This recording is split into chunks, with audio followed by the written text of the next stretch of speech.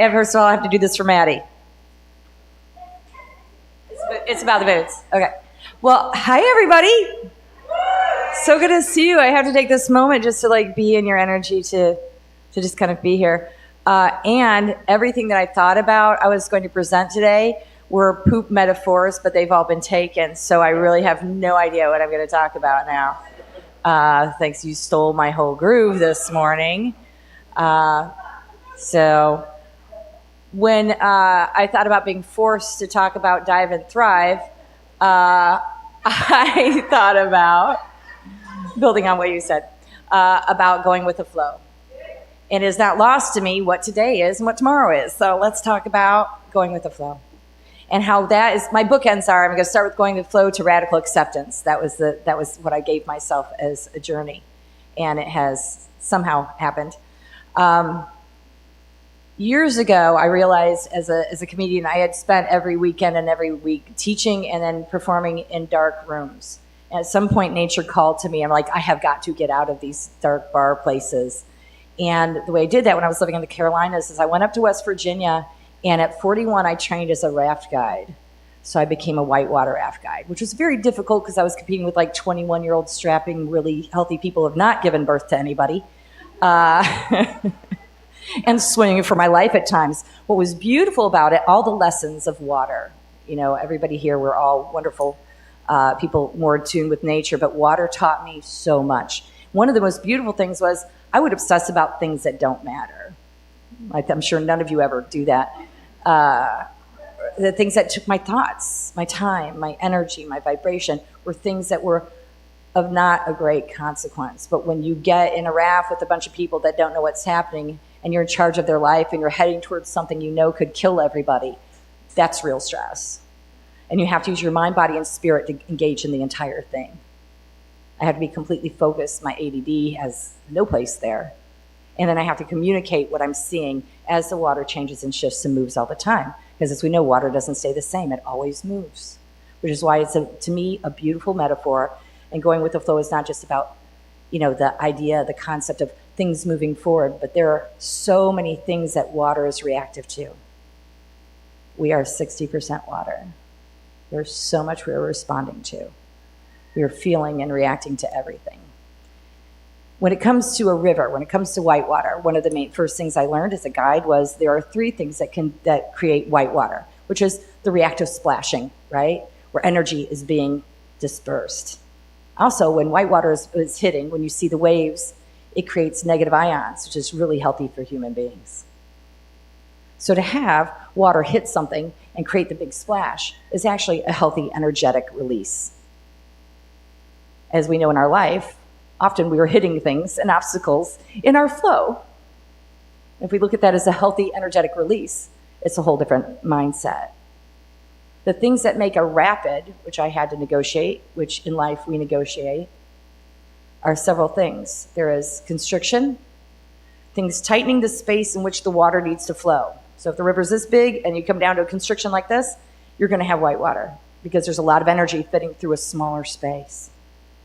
Obstruction, rocks, things that are in the way, the water's going to hit it, taking the path of least resistance and go this way, and then it's going to fill back up here, creating an eddy.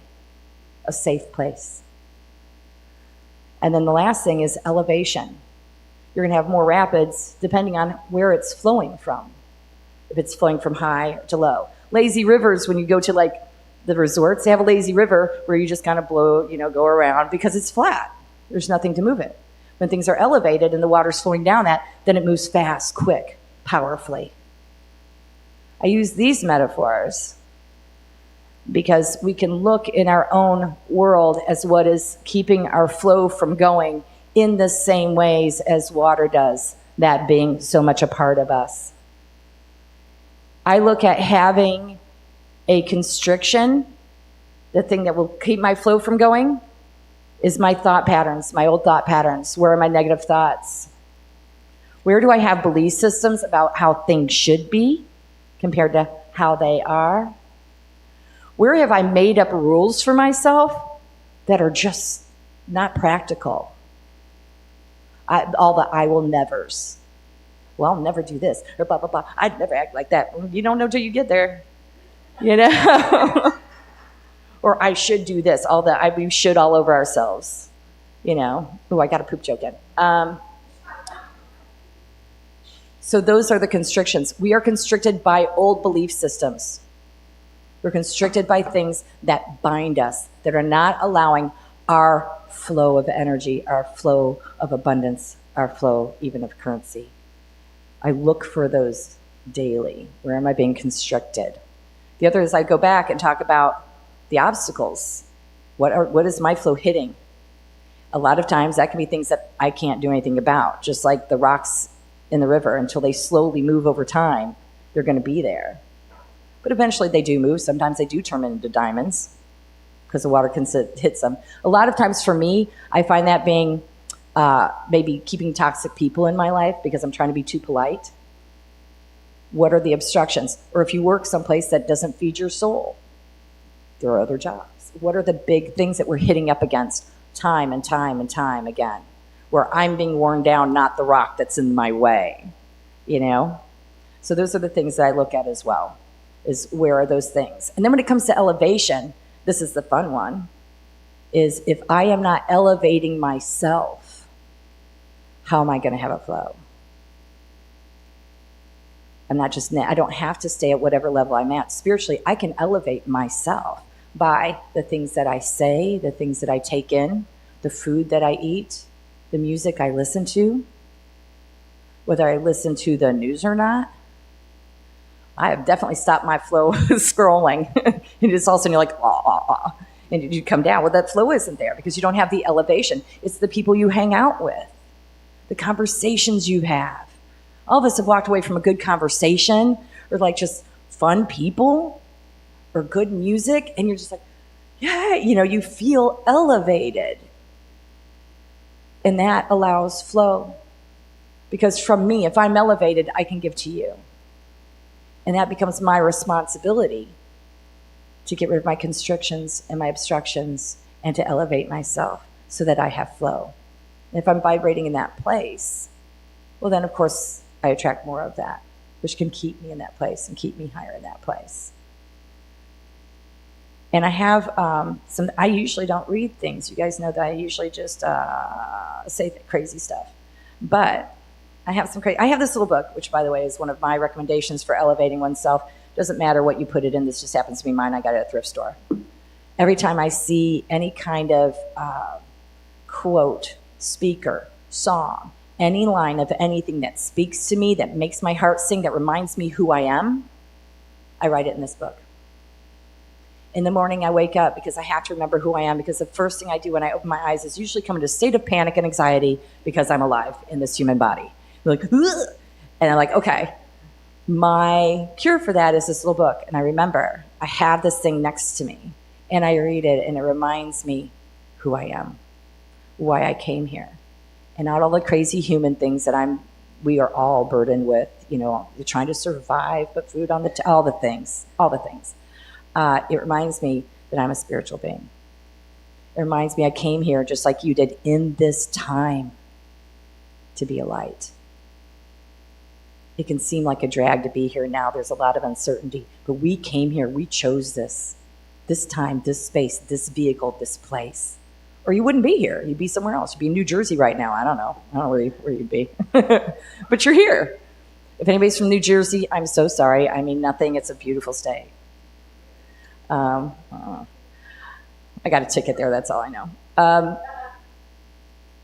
That this time is so important and so beautiful. And although it can be frightening, nothing great and beautiful. No structures are rebuilt unless they're taken down first. If there are structures and systems that don't work, then we rebuild them in a way that does. So there's always painful parts of it, but remember that we are here to hold the light in space. So this is when I start getting a little bit closer to the part of radical acceptance, which somehow I'll get there. But what I wanted to read to you was, and I will tell you who this came from too. First, this is the one. This is the one I speak daily. No, it's not. Okay. This is the one I like to wake up with in the morning. Today I call forth my highest mission by standing in the space of my highest self. As I do, the universe will arrange itself to pave the way for my highest performance in the world. I will naturally attract all the people, ideas, situations to make it so. I make the focus of my attention, like you were saying, where's your intention going? I make the focus of my attention the enlarging of my compassion and the honing of my gentle self. Then all I am meant to do will proceed from who I have chosen to be. I'm not here to do a job. I'm here on earth to fulfill a spiritual mission, being God's light and love on earth. Every morning, I have to read this. I need to, love to, and adore reading this, or something similar. And that would be my encouragement, is to find the things that you, and it could be from childhood, do something that pulls up on anything but TikTok, because that doesn't exist anymore, that you see that inspires you, that makes you feel good, that reminds you of your mission here, or even put it, right out in front of you. But that's one of them. And when I'm talking about the getting rid of the obstructions, this is when I wanted to give some tools to actually do that. When we talk about what are the things that are getting in my way, what are my old thinking patterns? How do I take those old thinking patterns or realize, I'm being a little biased in this situation? There are these that I wrote down, and I'll extrapolate a little bit more about that. Here are some of the ones that I use. I'm divinely guided and protected in every moment. I remind myself not to panic. That spirit has this. It doesn't have to be me. So I'll say it again. I am divinely guided and protected in every moment. Number 2, abundance flows effortlessly to me because I am worthy of all good things. It's that worthiness belief system that a lot of us have a problem with. I know I do. Again, you wouldn't be here if you weren't worthy of it. So I'll say that again. Abundance flows effortlessly to me because I'm worthy of all good things. Number 3, I trust the divine timing of my life. Everything is unfolding purposely. And purposely. I trust the divine timing of my life. Everything is unfolding perfectly. 4, I radiate love, peace, and light, and I attract positivity in all forms. I radiate love, peace, and light, and I attract positivity in all forms. Next one. My potential is limitless. I am capable of achieving my highest desires. Again, I'll say it. My potential is limitless, and I'm capable of achieving all my highest desires. The next one is, I am one with divinity. The energy of the universe and miracles are the natural part of my life. I love this. I am one with the divine energy of the universe, and miracles are a natural part of my life. And the last one is, every day I am blessed, grateful, and aligned with my highest purpose. Every day I'm blessed, grateful, and aligned with my highest purpose. How beautiful to be reminded that basically we're not in charge of anything except for who we choose to be. And that's all we can be, even in the most difficult of times, is who we have chosen to be here. How we want to radiate love and light, what that means to us. And to me, if I come to the constrictions or any of the obstacles, I can use these concepts to get me through them. Am I choosing to be in fear in this moment, or am I choosing to be in love in this moment? How am I processing this information? The things we are in such a magical time right now. So many things going on. There are planets coming in alignment on the 25th. It's the Chinese New Year. A bunch of things I don't really know about. I'm just throwing them out there. But I do know that they affect us. I don't know how. I'm not I know people that are great at that I call and go, hey, what's going on with Neptune? Like, I'm feeling really weird. My feet are swollen. Is that a Neptune thing? Whatever. I have people I go to for that. They're the specialists. My job is how to like take all that in and interpret for myself who I want to be with swollen feet and Neptune. you know. We're talking about everything's in retrograde. I'm like, sweet, things go great for me. I don't know what that means, but for some reason, everybody else is like, something's in that retrograde. I'm like, I'm winning. Oh. Not my specialty. But my specialty is being responsible for myself. And I kind of have this theory that no matter what others have done to create wounds in me, it's my responsibility to heal the wounds. Because if somebody was wounded enough to hurt me, they're not coming back to fix me. Whether it was their intention to hurt me or not, they don't have the capability to come back and fix me. It would be nice, but it ain't gonna happen. That's my job, So I go to the water. So I look, and that's the thing with the imagery in shamanism, is like everything is we go to the elements to learn our lessons. I go to the earth, I go to nature, I go listen. And then I remember, I kind of disappear. I forgot, would you call yourself a bloated? Oh, thank you. I'm with you on that. The bloated nothingness of me. I go to the water, go to the fire. Pele's showing out like crazy. Till today, she's not today. And then I go look I don't actually have to look for it. I just have to be there. And then the magic and the medicine come. I've had to remind myself I don't have to go pray at the ocean. I just can go be there. There's nothing I have to do. There's nothing we have to do. So another way when I think about, bless you, working with our flow so that letting and I mean that in both, like, can be in the current of currency, it can also be in any other miracles and blessings we want in our life. And it could be also just, can I give to this world what I came here to give? I want to be whole enough and vibrant enough and energetic enough that when I meet somebody, they're better for it. That I can hold space for somebody in pain and in sorrow. That I can be a lighthouse for somebody in the darkness. I got to be that for myself, and then can I give that to somebody else? Can I flow in that way? Can I vibrate in a frequency in which the world is better because I lived here? Even if it's just one person. Do I have that much flow? So to me, that's part of my healing, to make sure that I have that. As I said before, my mission is to have as much joy, or spread as much joy as possible, and help as many beings as possible. Very simple vision statement for me. And the way I walk that out is I do my work. So when I get those obstructions, when I get the things in my life that push back against me, I look at them with gratitude and as a blessing. I'm like, well, here I am looking at myself. Here I am looking at my resistance. Here I am looking at my biases. Here I am looking at crazy rules I made up for myself. Here I am looking at my constrictions and my obstructions. Now, how do I get myself to flow? By elevating my vibration. Sometimes it's the dark work of looking at my pride or my ego, or letting go or forgiving. A lot of it is, it's something different all the time, and it is for each of us, and I'm sure you all understand what I'm talking about. And once you can look at these things, this is where radical acceptance comes in. And this is also based on improv. We have this, the concept of yes and, is we say yes to what's given to us, we say and we build upon it. So somebody walks in, in a scene with me and says, Officer Grundy, we've got 3 people that need to be arrested right now. I'm like, yes, I get to be whatever kind of officer I want to be, but I'm that person because that's what you gave to me. This is where we are in the world right now. There are things that are happening we have no control over. Can we take what is given to us and co-create with that? Because that's where we are.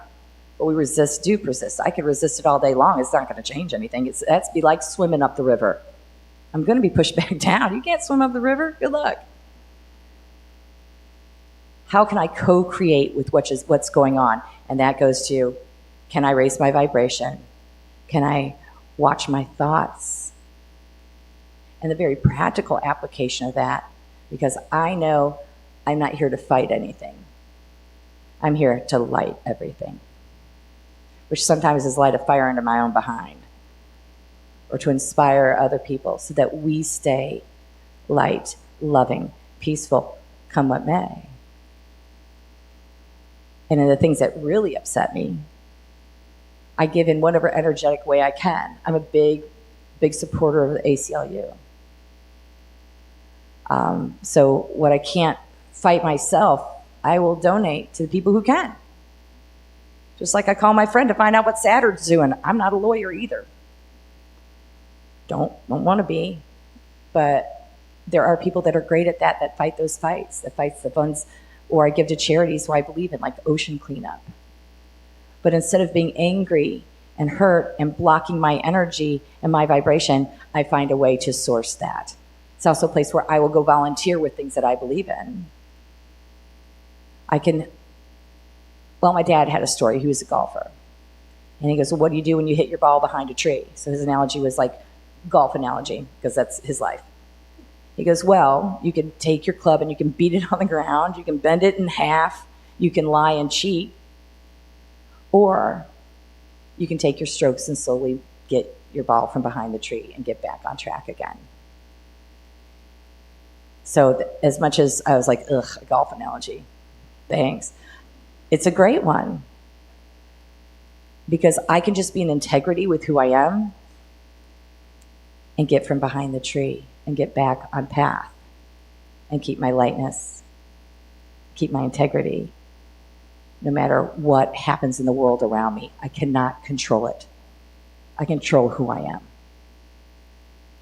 which is a very powerful place to be when we feel very powerless.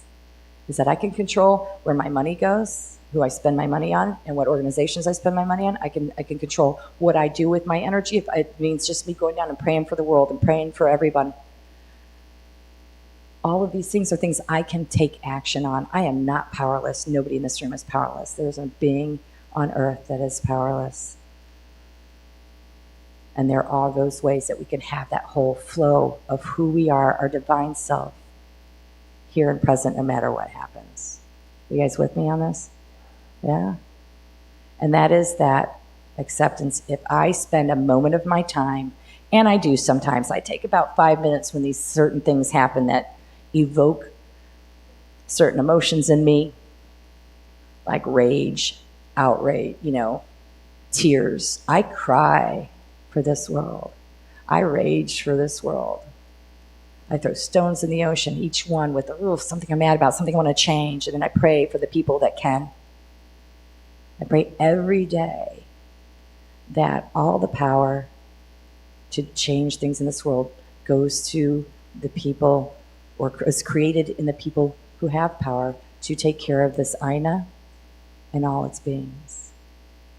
I can do that. And if all of us did that, and all of us healed ourselves, all of us made ourselves responsible for who we bring to this world every day, and how we use any action that we can that makes us feel like we have some power, wow, that really shifts things, doesn't it? And I thought about this more when I was scrolling, because y'all, I love Big Island Thieves, because it is nothing but, it is just craziness. But I think about how much negativity we have out there and how much we're talking crap about each other, and maybe not in this room, but in society as well. And part of me is like, I need to get off of here. I like to live by the 4 agreements, and I'm not being impeccable with your word also means don't get into gossip, don't spread gossip, don't talk about people. And that's a hard one for me because I'm judgmental even of myself. I said something horribly judgmental on the way over here this morning about me. My first victim is usually me. But to change those thoughts and those and that. And so I'm like, I can't look at that anymore unless it's like, okay, now there's somebody like running around my house with a hatchet I need to know. But I should not scroll down on certain websites like that when, everybody's just talking trash about each other. At this point, you're like, ooh, it was getting nasty, And I do know the guy in that hood. I don't know why I know him, but yeah, I know who that is. So my point being, there are things that are definitely going to lower your vibration and raise your vibration. And it is a constant self-talk. And I know any of us who have done a lot of spiritual practices, it gets exhausting. You're like, oh, God, I've been working on this forever. Oh, will I stop talking crap about myself or judging other people? Because one thing that I love is being in the moment. And I can do that definitely in the context of improvising in a show or a class. I can stay beautifully in the moment. But it's hard to in the rest of life. The thing that keeps you out of the moment is thinking about something up in the future. It's going to happen. because the future and the past don't really exist. You only feel the emotions now. If I think about something in the future and I'm excited about it, I'm excited now about the future, you know? Or if I think about something crappy somebody did to me 20 years ago, I'm just like, oh, well. And I'm feeling it now. I'm also letting that person hurt me over and over again if I'm bringing it to my beautiful space of the now, the only thing that is. So those are the things I watch, especially if I'm driving along, all of a sudden I feel crappy. I'm like, what were you thinking about? Where did you go, girl? You know, what memory did you just pop into your now because it's not worthy? The other things is on the other side is I kind of think the now is a little circle, and then there's the past and the future. There's also judgment of self and judgment of others. If I'm in judgment of others, I am not in the moment. I am making them wrong or right. Y'all know there's no wrong or right because there's no real truth. And I don't know what another person's contract with spirit is. What did they come here to live, to experience, in which to be their highest self? That's not my business. I can't be the judge of that, nor can I could just send blessings to that. Especially if I see somebody who seems like they're suffering. You know, and it may suffering people act out. And we've all seen people on the side of the road or at a gas station or somewhere that's acting out here. And I'm like, oh, I bless them.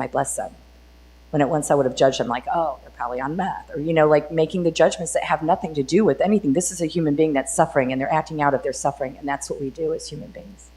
So I send those blessings. It is not my place to judge that. Then I come back into the moment and get into gratitude. Thank you, Spirit, because I could have been there. Thank you, but for the grace of God, go I in many ways. Mental health, addiction, all of those things. And I bless that person that they come up to where their greatest grace is. And I send that love to them energetically. It's not just something I say in my mind and go on. Like, bless your heart. You know, I really give a moment of energy for that. And then to the other side of being out of the moment is judging self. I don't know who we thought we were supposed to be, but I think we're doing great. We're all here right now. We're still trying to be better people every day. We put, oh, by this age, I should have been this. We'll do that, like, oh, by this age, I should have known better. We'll say all this about how we should be so wise at this age, at the same time beat ourselves up for how we look at this age. Like, I don't know how we're supposed to get there.